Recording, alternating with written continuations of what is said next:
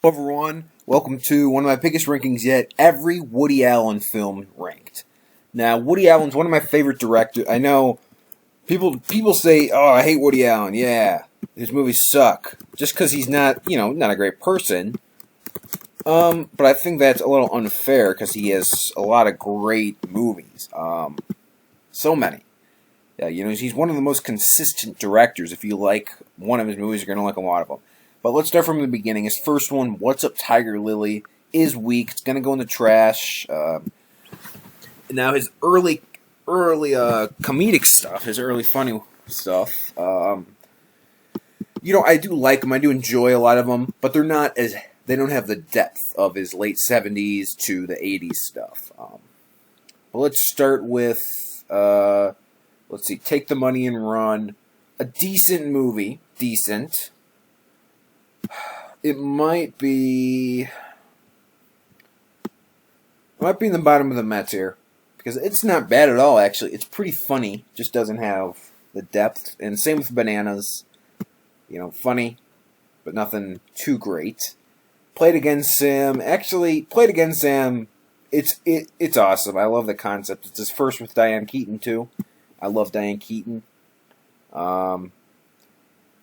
So basically, the ghost of Humphrey Bogart or pretty much, they just quote Casablanca the whole time, and he's giving Woody Allen girl advice. It's pretty funny. And along with my top 100 films, which I always talk about, which will come out sometime, or possibly top 150 films, I do also want to do a top 10 favorite actors, actresses, and directors. And Diane Keaton would be most likely at the top of that list for actresses. Now, everything you always wanted to know about sex but were afraid to ask, not that good. So it's going to be in the Mets here, but it does have funny. It's got Gene Wilder in it. Gotta love Gene Wilder. But it's pretty good. Sleeper. I think this is one of his better comedies. Going to go in the great tier here. I'll put it a little under Play It Again, Sam, because I feel like Play It Again, Sam is more memorable because of the crazy concept. But this one also has Diane Keaton. It's really funny. Love and Death. Now, this is a classic comedy here. Going top of the great tier. It's just funny. Now, one of my favorite movies of all time, in the top 3, Annie Hall. For me, this one just clicked with me. This was my first Woody Allen film. And I went into it not expecting to like it at all, expecting just to throw it away, do nothing with it. But the entire time, I just loved every second of it. Every joke works. It's just beautifully shot. I loved the fourth wall breaking, the film opening, he's just talking to you, and I don't know, just that style really spoke to me, and it became one of my favorite. It's my favorite comedy of all time. I mean, Diane Keaton is perfection in this role.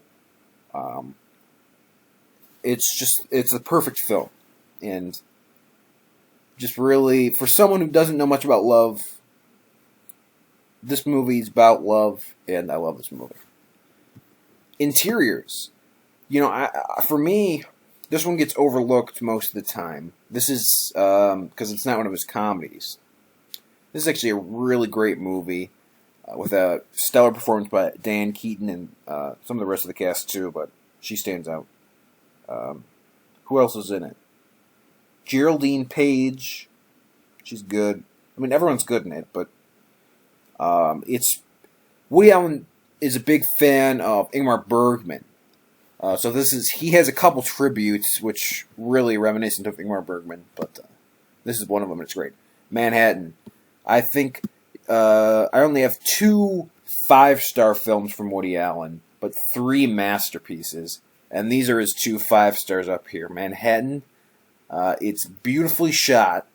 I mean, probably his most gorgeous movie ever, and the black and white really works with the shots of the city. And it's hilarious.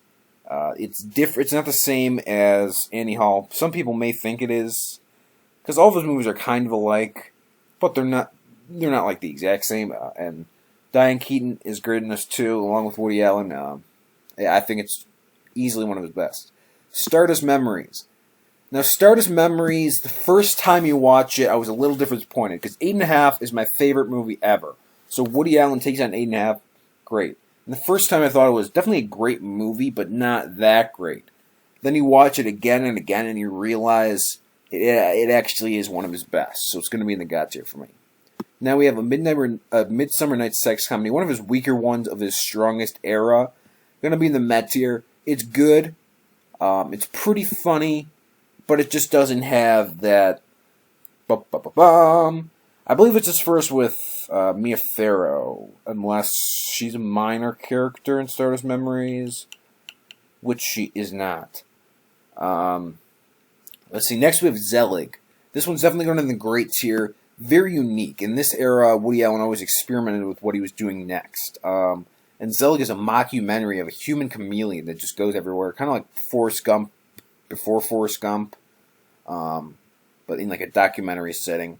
So this one's going to be in the great tier, probably below Love, before Love and Death, but above Played Against Sam. Broadway Danny Rose, one of my favorites. Well, obviously not the top, but one of my favorites from Woody Allen here. Actually, I'll put it above in tier. It's at the top of the great tier. It's above this talent agent guy who pretty much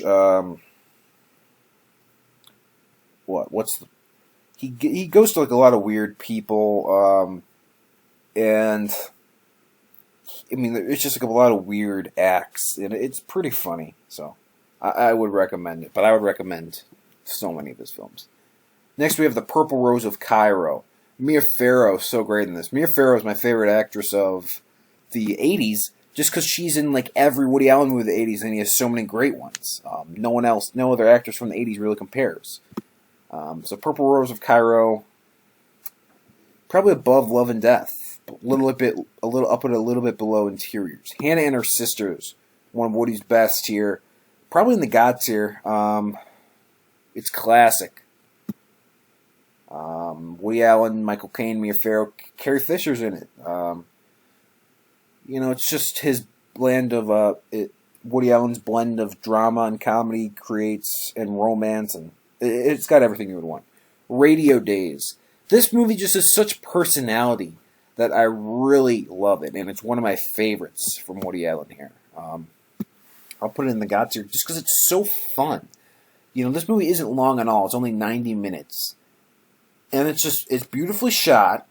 It's a very interesting narrative here. It's just awesome. It's one of my favorites from him, and it's one of Woody Allen's most unique films. Now we have September. Now, a lot of people don't like September, kind of like a flop. It's actually decent. I'll put it in the top of the Met tier for now, because it's another one of his dramas, and people, I guess, don't like his dramas, but it actually is a good movie, just not great. Another Woman. Now this, I love the plot of this, and this is a great drama here. So basically, Mia Farrow, Gina Rowlands plays this girl, Marion, right? Then Mia Farrow plays Hope, who moves in the next apartment over, and a psychiatrist moves into the next apartment over, and Hope is in the psychiatrist's office, and she hears her tell that it finds it harder and harder to bear her life. Marion starts to reflect on her own life, and then you see the change in her. It's a really great drama, and I'm gonna have to put it a little bit below Interiors, probably above Purple. No, I'll put it below The Purple Rose of Cairo. And actually, now that I think about it, I'll put Purple Rose of Cairo above Interiors, actually. But still a little bit below Broadway Danny Rose. Let me see. Sorry, I'm looking at my list on Letterboxd to make sure all the rankings are okay. New York Stories. Now, we already talked about this in the Francis Ford Coppola rankings, and he has the weakest, but Woody Allen actually has the strongest. He upstages Martin Scorsese and Francis Ford Coppola to make the best part of this three-story I just got the punchline. Three-story movie here. And I actually think this is actually a pretty great movie. But for Woody Allen, for the Coppolas, it was definitely great. But for Woody Allen, might have to be... No, I'll put it in the great tier. Because I really enjoyed it. Crimes and Misdemeanors. Another masterpiece from Woody Allen here. One of my for me, he has 3 masterpieces. This is the other one. This is a dual narrative. It tells 2 stories, 2 separate stories, and they eventually connect at the end, very loose, kind of loosely. But the stories are very interesting. It's funny. It's a drama. It's got everything you would want from Woody Allen movie. It's pretty much perfect. I just love this movie. Alice. This is a drama. Not one of Woody Allen's best, but I still think it's really well acted because it has, it's got Mia Farrow in it. But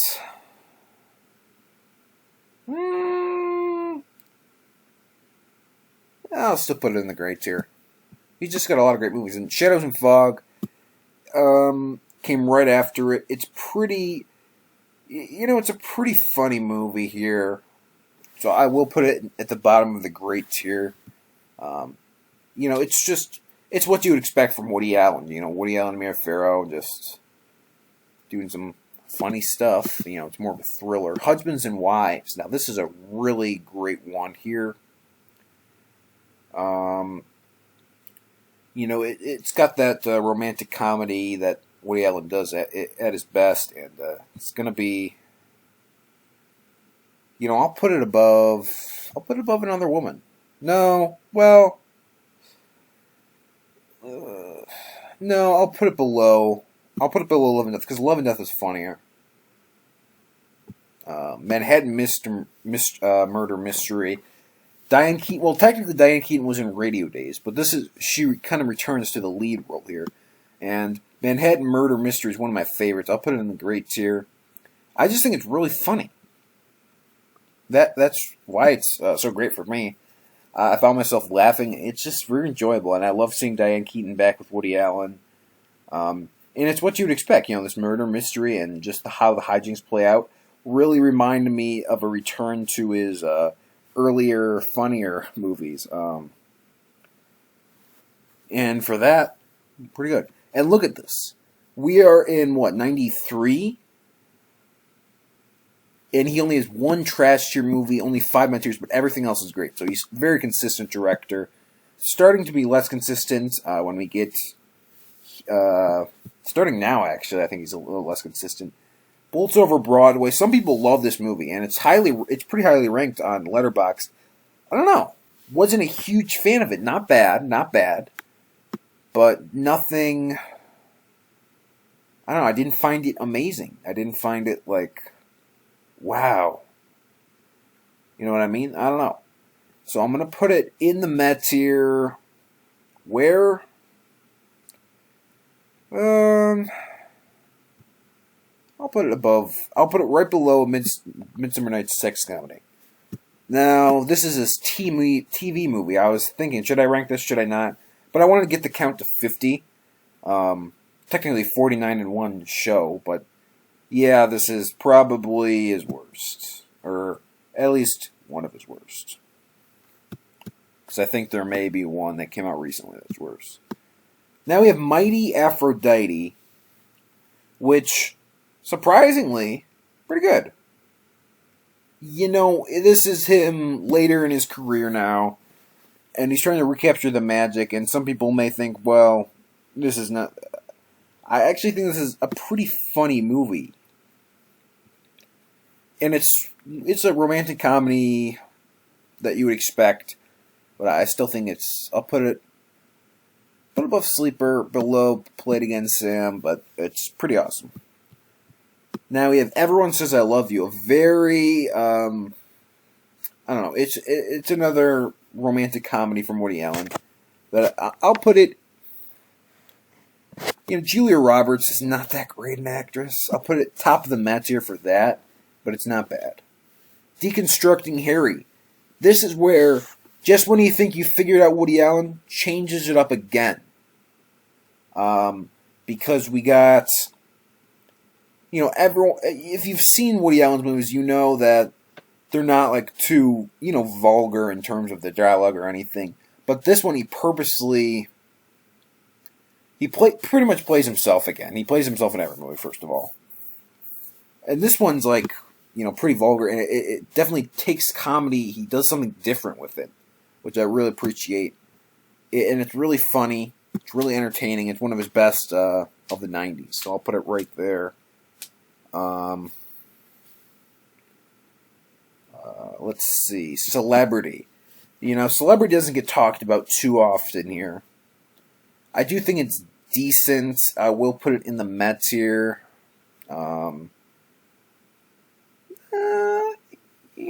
It's a good take, so I'll put it below September, above Midsummer Night's Sex Comedy.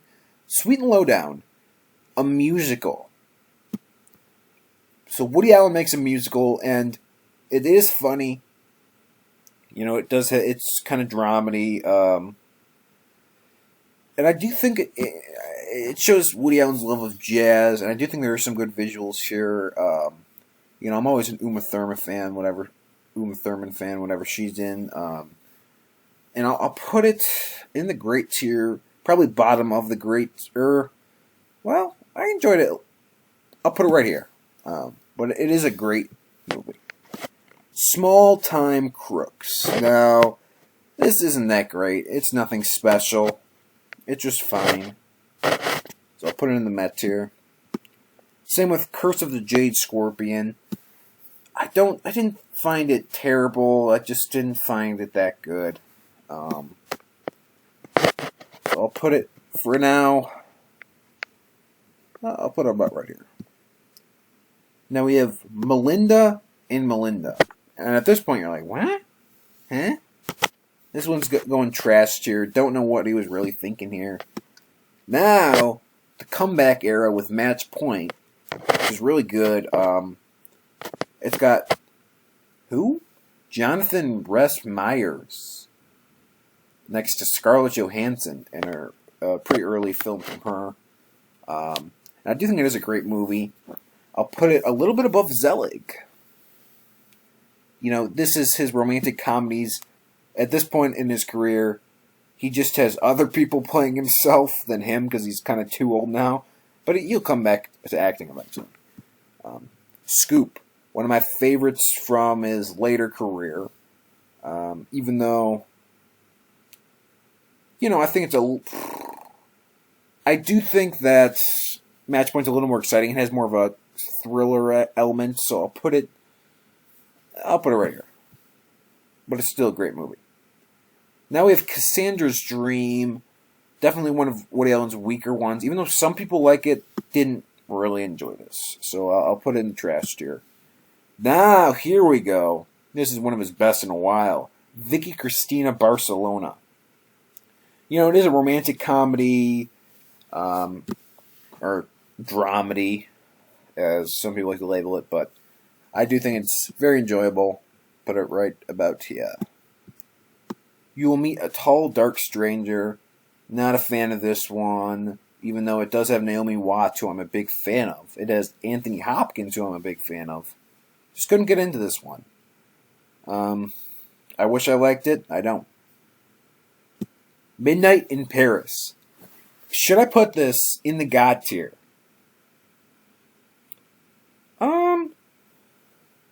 It's not that good. Well, it actually is kind of great. No, I'll put it bottom. I'll put it top of the great tier for now. I really love the plot. It's a romantic comedy about family traveling to the French capital for business. Then Owen Wilson's character gets travels back in time somehow to the 1920s, and then he meets artists and stuff like that. And I love the visuals. Paris, just such a beautiful city, so I'm surprised not more directors just film it and leave it at that. But it's a really strong movie that I would recommend for anyone. And I think it's easily his best from the 2010s. For that, I'm gonna Google some of the shots because I'm a sucker for visually beautiful movies. Midnight in Paris, best shots. Let's see. No, I'm not gonna put it in the God tier. I'll put it top of the great tier. Next, we have To Rome with Love. Now, some people really don't like this one. I thought it was decent. We got Woody Allen in it, back in the lead role. Got some good actors in it. Nothing amazing, but nothing too bad either. I would just say it's another meh tier. Blue Jasmine. Now, this one I do think is a pretty great tier. Surprisingly great. You didn't expect this. But it just shows how consistent Woody Allen is. That he's putting out something like this, Blue Jasmine, a great, kind of a drama later in his career. And of course, with Woody Allen, there's always going to be a little comedy, but mostly drama in this one. Next, we do have Magic in the Moonlight. Now, this was a decent movie. I wanted to like it more than I did because Emma Stone is probably my favorite probably the best actress of this 2010s in this modern era because she's pretty consistent. It has Colin Firth, who I don't know, I'm not a huge fan of or anything. I thought it was decent. Gonna be in the Met tier, but definitely not bad. An Irrational Man. Now, some people didn't like this at all. This is another one. This had Joaquin Phoenix and Emma Stone, two actors that I'm a big fan of. And I thought it was pretty funny.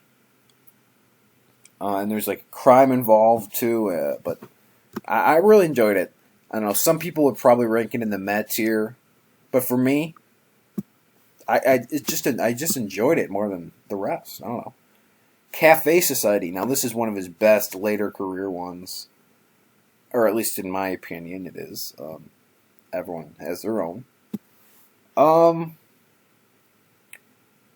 It's it just reminisces about that that classic Hollywood era, and actually, I'll move it down a little bit because